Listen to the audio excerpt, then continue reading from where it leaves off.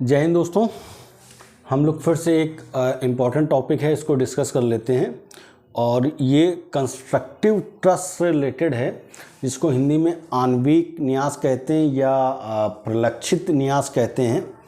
तो होता क्या है, अभी तक हम लोगों ने ट्रस्ट का जो भी सिस्टम देखा उसमें ही देखा कि जो एक पक्षकार होता है वो किसी दूसरे व्यक्ति के फ़ायदे के लिए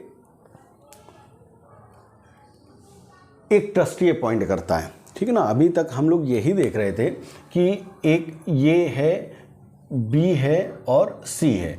तो सी के फ़ायदे के लिए बी को ट्रस्टी अपॉइंट किया जा रहा था। अपॉइंट कौन कर रहा था? ए कर रहा था। तो ये नियुक्त करने वाला यानी कि अपॉइंटर है और ये ट्रस्टी हो गया और ये बेनिफिशरी हो गया। ये हम लोगों ने अभी तक देखा। अब है क्या कि ये जो कंस्ट्रक्टिव ट्रस्ट है ये बेसिकली इस तरह से नहीं होता। ये कैसे होता है? इसको ऑपरेशन ऑफ लॉ कहते हैं, बाय ऑपरेशन ऑफ लॉ कहते हैं, या विधि की क्रिया द्वारा कहते हैं, या ये कह लीजिए कि पक्षकारों के डायरेक्ट ट्रस्ट करने से नहीं होता। तो फिर होता कैसे?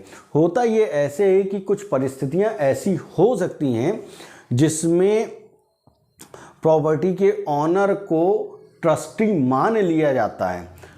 बात समझिएगा, कुछ परिस्थितियां ऐसी हो सकती हैं जिसमें लॉ प्रॉपर्टी के ऑनर को, जिसके पास प्रॉपर्टी है, उसको ट्रस्टी मान लेती है, और जो मान लेने वाली बात है यही कंस्ट्रक्टिव ट्रस्ट कहलाता है। बात समझिएगा। तो है क्या, पहली चीज़ तो आप ये समझ लीजिए कि ये कैसे होता है। ये बाय ऑपरेशन ऑफ लॉ होता है, यानी कि विधि की क्रिया द्वारा होता है।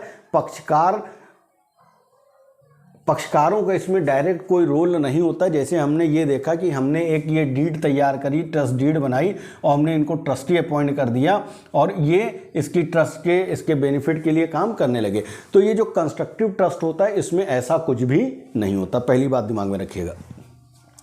दूसरी क्या होती है कि इसके अंतर्गत जो प्रॉपर्टी का ऑनर होता है वो कुछ परिस्थितियों में, कुछ सर्टेन सर्कमस्टांसेस में क्या हो जाता है, वो जो प्रॉपर्टी होल्ड करता है वो किसी दूसरे के लिए होल्ड करने लगता है और इस तरह से कंस्ट्रक्टिव जो ट्रस्ट है उसका क्रिएशन होता है।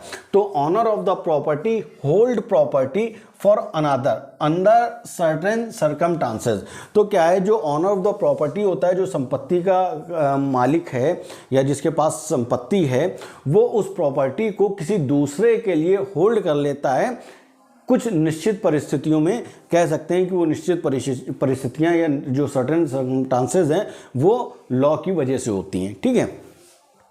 तीसरा पॉइंट हमने आपको बताया कि ये जो ट्रस्ट होता है, तीसरा ये पक्षकार डिक्लेयर नहीं करते।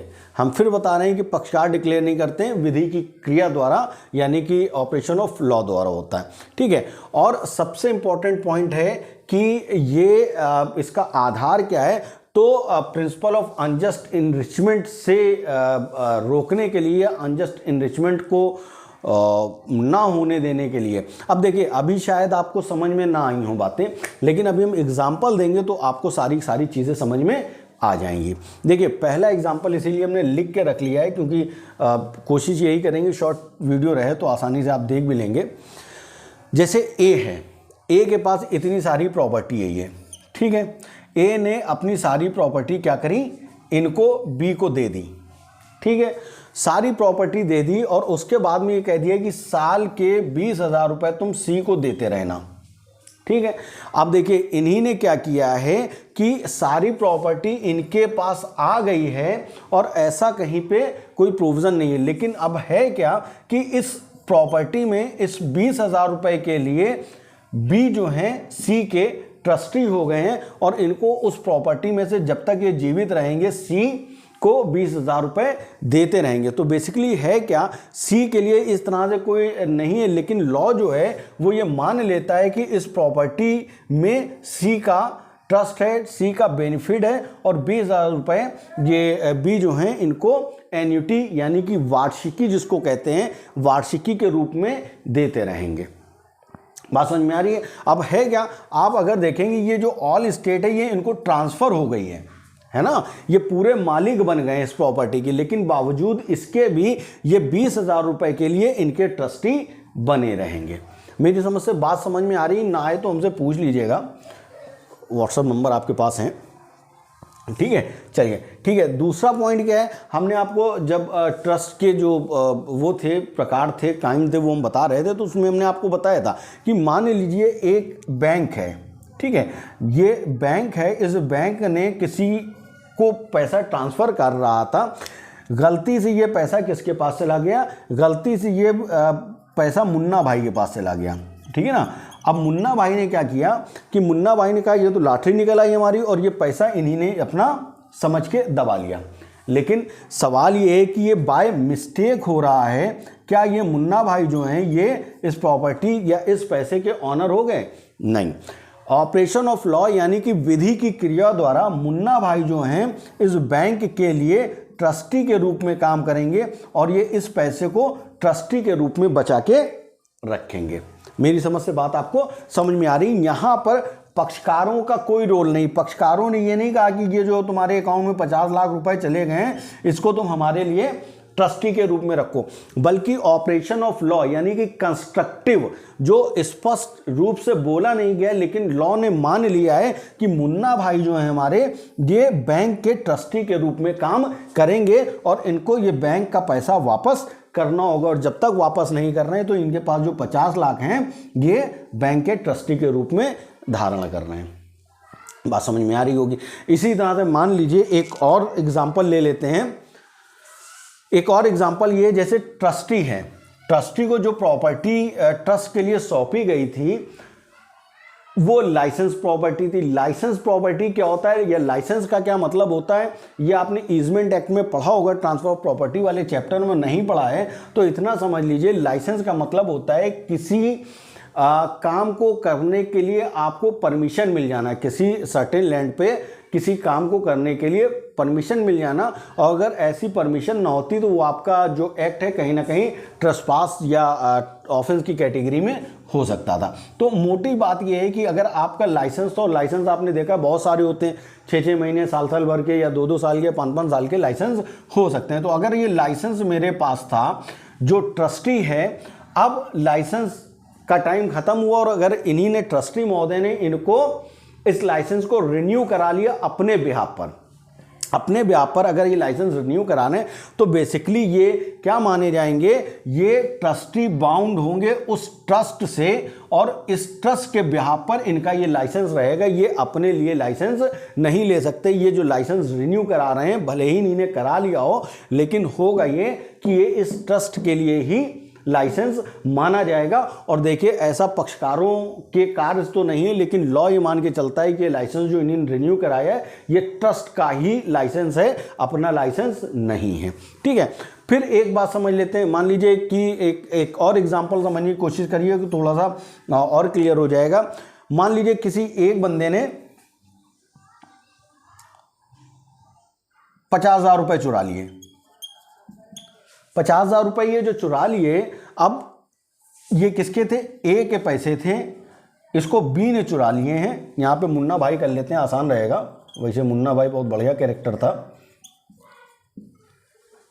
ठीक है, ए के 50,000 रुपए मुन्ना भाई ने चुरा लिए। अब मुन्ना भाई ने क्या किया, इसकी जाके एक बढ़िया सी बाइक खरीद ली, बड़ी एक बाइक ले ली।